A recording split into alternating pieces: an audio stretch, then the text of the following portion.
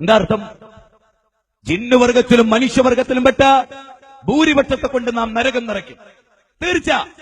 ചിന്തിക്കാൻ ഒരു ഹൃദയം കൊടുത്തു, ചിന്തിച്ചില്ല. കേൾക്കാനുള്ള ഒരു കാത് കൊടുത്തു, ആയത്തുകൾ കേട്ടു, വചനങ്ങൾ കേട്ടു, ഖുർആനിക വചനങ്ങൾ ക്രോഡീകരിച്ചു കേട്ടു. ചിന്തിച്ചില്ല. കണ്ണു കൊടുത്തു, കാണാനുള്ള അത്ഭുതങ്ങൾ കൊടുത്തു, കേട്ടില്ല. അലം യഅതികും നദീർ, താക്കീതുകാർ വന്നിട്ടില്ലായിരുന്നോ നിങ്ങൾക്ക്? ഖാലൂ ബലാ ഖദ് ജാഅനാ നദീർ. അതെ, താക്കീതുകാർ വന്നിരുന്നു. ഞങ്ങൾ കളവാക്കി, ഞങ്ങൾ കൂക്കുപിടിച്ചു, ഞങ്ങൾ കല്ലെറിഞ്ഞു, ഞങ്ങൾ സ്റ്റേജ് കയ്യേറി, ഞങ്ങൾ അറിഞ്ഞില്ല. 67 അധ്യായം 8, 9, 10 വചനങ്ങൾ. 7 അധ്യായം 178 വചനം. 33 അധ്യായം സൂറത്ത് അഹ്സാബ് 66, 67, 68 വചനങ്ങൾ. നരകത്തിൽ നിങ്ങൾ മുഖം കുത്തി വീഴും. അന്ന് നിങ്ങൾ പറയും, അള്ളാഹുവിനെ അനുസരിച്ചിരുന്നുവെങ്കിൽ, റസൂലിനെ അനുസരിച്ചിരുന്നുവെങ്കിൽ, സാദാത്യങ്ങളെയും കുബറായിങ്ങളെയും പണ്ഡിതന്മാരെയും നേതാക്കന്മാരെയും തൊണ്ടതൊറാതെ വിഴുങ്ങി. നാട്ടുപ്രമാണിമാരെ ഞങ്ങൾ അനുസരിച്ചു. അവരുടെ വിശ്വാസത്തിന്റെ കോട്ടക്കൊത്തളങ്ങൾ തകർന്നു വീഴുമായിരുന്നു തൗഹീദ് കൊണ്ട്. ഖുലൂ ലാ ഇലാഹ ഇല്ലല്ലാഹ് തുഫ്ലിഹു എന്ന് റസൂല് പറഞ്ഞ അറബും മനറബും യൂറോപ്പും ലോകം മുഴുവൻ കോൺസ്റ്റന്റൈൻ ചക്രവർത്തിയുടെ പടിവാതിൽക്കൽ വരെ കടന്നുവന്ന തൗഹീദിന്റെ ശബ്ദം ഇന്നിവിടെ തകർന്നു. ദർഗകളിൽ മുട്ടുകുത്തി വീണ ഒരു സമുദായം, ലഅനല്ലാഹു യഹൂദ വന്നസാറ ഇത്തഖദു ഖുബൂറ അംബിയാഹിം മസാജിദ എന്ന് ജൂതന്മാരെ അല്ലാഹു ശപിച്ചു, നസാറാക്കളെ അല്ലാഹു ശപിച്ചു. അംബിയാക്കളുടെ ഖബർ കെട്ടി ഉയർത്തിയതിന്റെ പേരിൽ ജൂതന്മാരെ അല്ലാഹു ശപിച്ചത് മദ്യപിച്ചു എന്നതിന്റെ പേരിലല്ല, നേരെ മറിച്ച് മഹാന്മാരുടെ ഖബറുകൾ കെട്ടി ഉയർത്തിയതിന്റെ പേരിൽ.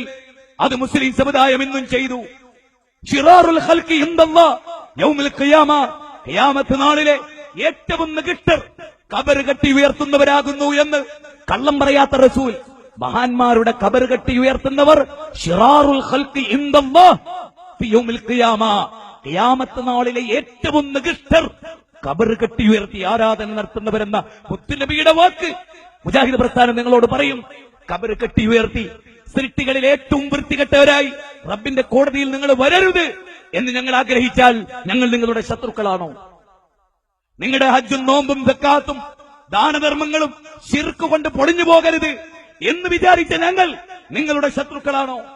ബിദ്അത്ത് ചെയ്തതിന്റെ പേരിൽ ഹൗദുൽ കൗസറിൽ നിന്ന് സുഹ്കൻ സുഹ്ക എന്ന് പറഞ്ഞ് നബി ആട്ടി ഓടിക്കുന്നവരുടെ കൂട്ടത്തിൽ എന്റെ പ്രിയപ്പെട്ട മുസ്ലിങ്ങളെ നിങ്ങളിൽ ഒരാൾ ഉണ്ടാകരുത് എന്ന് ഞങ്ങൾ വിചാരിച്ചതാണോ ഞങ്ങൾ ചെയ്ത തെറ്റ്?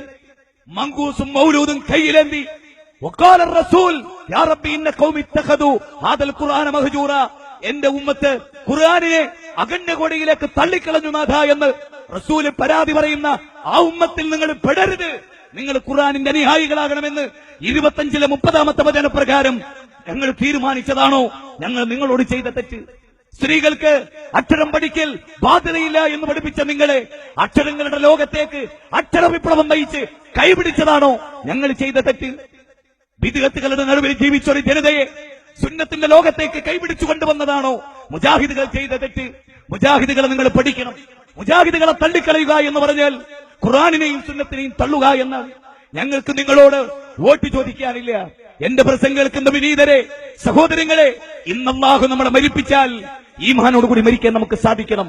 യാ അയ്യത്തുഹൻ നഫ്സുൽ മുത്മഇന്ന ഇർജിഇ ഇലാ റബ്ബികി റാദിയതൻ മർളിയ ഫദ്ഖുലി ഫീ ഇബാദി വദ്ഖുലി ജന്നതി എന്നൊരവസ്ഥ. നമ്മുടെ ഉമ്മ, നമ്മുടെ ഉപ്പ ശിർക്കിലായി മരിച്ചുപോയവർ, അവരെ കുറിച്ച് നമുക്ക് വേദനയുണ്ട്. ജീവിച്ചിരിക്കുന്നവർ ശിർക്കിലെത്തരുത്. ഇന്ന് ചെല്ലണം. നബി സല്ലല്ലാഹു അലൈഹി വസല്ലമയുടെ വീട്ടിൽ ഒരു ജൂതക്കുട്ടി ഉണ്ടായിരുന്നു. അവൻ രോഗിയായി കിടന്ന വാർത്ത അറിഞ്ഞു റസൂല് ഓടി ആ ജൂതന്റെ വീട്ടിൽ കയറി ചെന്നു.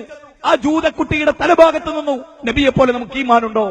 ആ മകന്റെ തലഭാഗത്ത്, ജൂതനായ ആ മകന്റെ തലഭാഗത്ത് എന്ന് പറഞ്ഞു, മോനെ ഖുൽ ലാ ഇലാഹ ഇല്ലല്ലാഹ്, ഒന്ന് ലാ ഇലാഹ ഇല്ലല്ലാഹ് പറ മോനെ, ഒന്ന് ലാ ഇലാഹ ഇല്ലല്ലാഹ് പറ. റസൂലുള്ള പറയും. ആ കുട്ടി ബാപ്പാന്റെ മുഖത്ത് നോക്കി. ബാപ്പാന്റെ മുഖത്ത് നോക്കിയപ്പോ ബാപ്പ പറഞ്ഞു, മോനെ അബുൽ ഖാസിം പറയുന്നത് പോലെ ചെയ്ത പോലെ. സന്തോഷത്തോടുകൂടി ആ കുട്ടി അശ്ഹദു അല്ലാ ഇലാഹ ഇല്ലല്ലാഹ് വ അശ്ഹദു അന്ന മുഹമ്മദ റസൂലുള്ളാഹ്, നബിയുടെ കണ്ണിൽ നിന്ന് കണ്ണുനീർ ചാലിട്ടൊഴുകി. ലോകം മുഴുവനും കിട്ടുന്നതിനേക്കാൾ വലുത്. 50 ഏക്കർ പെരുമ്പാവൂരിന്റെ ടൗണിൽ കിട്ടുന്നതിനേക്കാൾ വലുത് നീ കാരണം ഒരാൾ മുജാഹിദാകുക എന്നുള്ളത്. ഒരു മുജാഹിദ് പണ്ഡിതന്റെ പ്രസംഗം വെക്കാൻ പണം സ്പോൺസർ ചെയ്യുക എന്നത്, ഒരു മുജാഹിദ് പള്ളിക്ക് പണം കൊടുക്കുക എന്നത് മറ്റു പള്ളികൾക്ക് പണം കൊടുക്കുന്ന പോലെയല്ല. അത് തൗഹീദിന്റെ പ്രഘോഷണമാണ്, അത് സുന്നത്തിന്റെ സംസ്ഥാപനമാണ്, അത് വിദ്യത്തിന്റെ കടക്ക് കത്തിവെക്കലാണ്, ഹറാമുകൾ വിഭാടനം ചെയ്യലാണ്, ഖുർആനിലേക്ക് നിങ്ങളെ വിളിക്കലാണ്. അള്ളാഹു അനുഗ്രഹിക്കുമാറാകട്ടെ.